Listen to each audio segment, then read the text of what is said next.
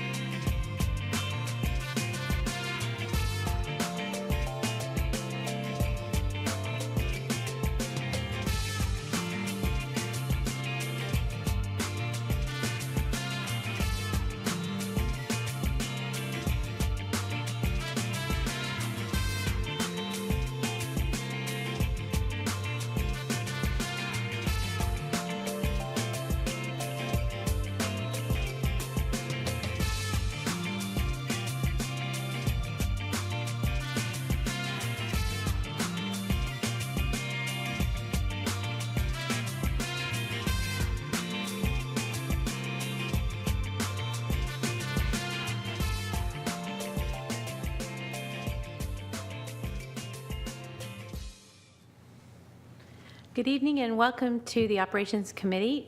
Today is June 6th and we have Councilmember Don France sitting in for two people. You can do it, Don. I can do it. You can do it. This evening we have several items on the consent agenda. Are you interested in removing any of those? No, ma'am. Okay, so for the folks watching on TV, I'll go ahead and read those off. On the consent agenda is the transfer of already appropriated funds from operating to capital for the purchase of One Solution software. Item number 2 is a revision to standard specifications and details manual. Item number 3, the security of information policy update. Item 4, request for utility easements across town-owned property. Item 5, interlocal agreement with the town of Apex for the White Oak Creek Greenway Phase 5. And number 6, the updates to the town charter. For discussion, we have several items, and I understand Ms. Karen Mills will be presenting to us. Good evening, Council. Tonight, we are here to present special reports on intergovernmental utility contracts. And the good news is that our financial management of those contracts is progressing as planned, with reliable internal controls and detailed financial accountability. We especially want to highlight a key milestone in the Morrisville merger utility contract. After 2 years of extensive planning, in April 2006, Cary and Morrisville merged their utilities. Cary took on the management of the merged systems with a pledge to improve the Morrisville system to Cary standards, and Morrisville utility customers pledged to pay higher rates every year to cover those costs of improving their system, as well as the costs of their previous commitments to expand the water treatment plant and participate in the Western Wake facilities. Because of our original conservative estimates, the delay in the plant, and Cary's debt financing plans, the Morrisville ratepayers have met their obligations with rate premiums in 6 years instead of the original planned 15 years. In FY 2013, Morrisville ratepayers are paying the same low rates that Cary customers enjoy. This merger has been a real win-win for both municipalities because of the financial benefits of the economies of scale of a larger utility. The analysis that we are submitting to you tonight reflects a fair economic conclusion to the financial intent of the merger contract. And as a result, we recommend that Council direct staff to develop a new utility contract with Morrisville to address more current utility topic issues. Okay, replace that original merger contract. I'll be happy to answer any questions that you might have about either the Western Wake report or the Morrisville merger report. Great. Great. Any questions? No questions, just job well done. Pass along our congratulations to your staff and absolutely support staff recommendation. Thank you. Yeah, absolutely agree. I did have one interesting question. So at the end of the Morrisville utility merger cost analysis, there was a $188,000. What happens with that? Well, the merger contract calls for an economic analysis. So it's not really $188,000 in cash. It's an economic analysis over time of the rates that they've paid in compared to the costs that we have spent already and the net present value of the costs that we will spend in the future. So this is like tens of millions of dollars that we're talking about, like $75 million worth of merger costs and commitments. So $188,000, it does come out to the benefit of the Morrisville ratepayers, but that's really negligible in terms of the net present value over 15 years of these commitments. So the town does still have costs to pay, but Morrisville's already paid in excess of what we've spent so far and will cover those future commitments. So to get down to $188,000 over those multi-million dollars of projects and over 15 years is remarkably close. So Great. Thank you for explaining that to me. Thank you. So we'll just forward this on. I understand it's just the recognition of the presentation in the consent agenda that'll be for next week's meeting. Great. Thank you. Thank you. All right, the next item on the agenda is a discussion of the C-Tran fare increases by Mr. Boyston. Good evening, council members. Town staff is proposing fare increases for our transit fixed route as well as our door-to-door transit services.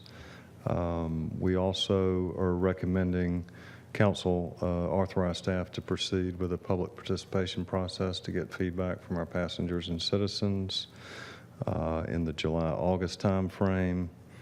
And I'll be glad to answer any questions you may have. Mr. France, any questions?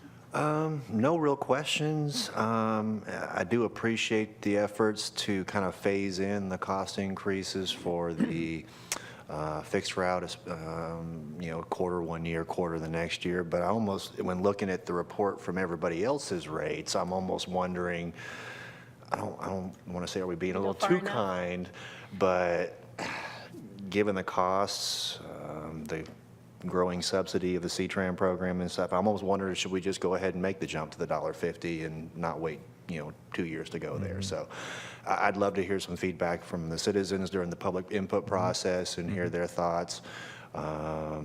But absolutely have no concerns moving this forward for that. Okay. I'm just torn. Do we go a quarter one year and the next, or just go ahead and go to 50 cents the first year? So. Yes, I would have said the exact same thing. The only thing I'd like to also do is publicly recognize you and your staff for working with the Transloc team to implement the C-Tran data into the app. I've heard from many citizens who now are using that app, and the C-Tran data being added to it is really helping them. Great. So thank you for everything that you all have done to make that a possibility. You're welcome. Thank you. Okay. Great. Next item on the agenda, I think Mr. McGraney is up again. Haven't seen you up here for a while. Doug? Good evening, council. Doug likes it that way. Due to current project workloads, staff is requesting to hire a temporary full-time landscape architect position within the Parks, Recreation, and Cultural Resource Department. Currently, the department has $27.1 million worth of capital projects that are currently not assigned to a project manager. These include 5 existing capital projects that are not assigned to a project manager, which total $1.3 million, 3 hotel occupancy projects, which include Cary Tennis Park, USA Baseball, Wake Med Soccer Park, which total $14 million, and of course the 5 CUNY bond projects, which total $11.8 million. The proposed position would be a temporary position scheduled to last 3 years. It would be funded from bond funds. The position, if filled, would only work on bond projects. And of course, let me just, the projects that this position would work on include Bartley Park, Mills Park, the sports turf fields, White Oak, in Panther Creek Greenways, and these will easily last 3 years. And so the staff would recommend council fill this position and recommend transferring the funding as listed in the staff report. And I'll answer any questions that you might have.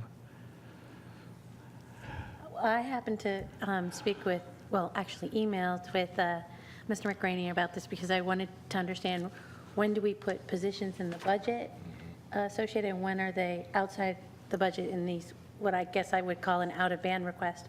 But you explained to me that this is directly related and being funded by the bond, which is capital-based, not operating-based like our Right. budget. Is that With a correct? time limit to it. With the Yeah. time limit. So this is probably a strange question, but when you hire this landscape architect, do you tell him you got a job for 3 years? Yep. I mean, that's it? Yeah, Okay. I yes. wasn't aware. They'll know. And the clock will be ticking when they're hired, so. Okay. Only comment would be that, I always have concerns when things are proposed as temporary, and then sometimes temporary becomes permanent. Or more projects come up, and then we need to keep this position. So I'm optimistic that temporary means temporary, but not that we might not need some full-time positions in the future. We're doing a lot of wonderful things with parks and greenways and the bond projects especially, so, but I don't have a concern with it. Well, the limitation is the funding, the source of the funding, and it's going to dry up, and so, I mean, And that, if I may say one or two things too, the Parks has repeatedly requested additional staff over the past 4 years, and we have not been able to fund those things. So in one sense, this is another area where we feel like, given the workload we have, certainly with the bond referendum, but even without, they had been looking for an additional position, and we've been unable to fund it. So with these new projects, particularly in this area, we really feel like we need it. So that'll put a little pressure on the not being temporary, but we'll just have to see where we are after the bond projects and what kind of workload and what council's goals are in 3 years. So this individual would only work on the upcoming bond projects, or also projects that had already been approved?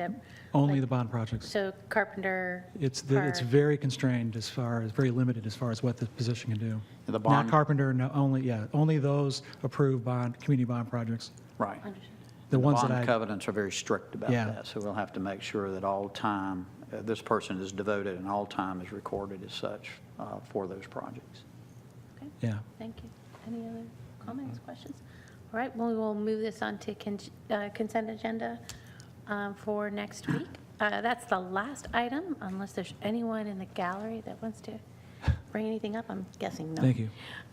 Thank you very much for listening for the operations meeting, and we'll see you soon. Thank you.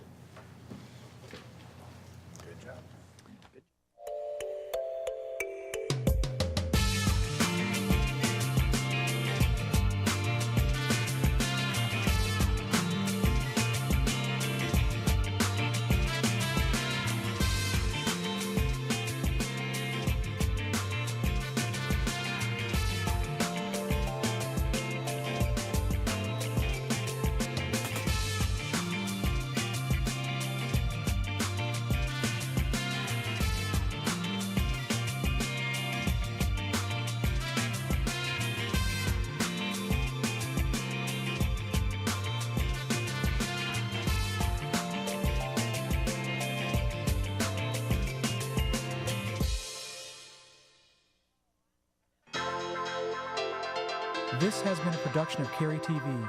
Visit the Town of Cary's website at townofcary.org.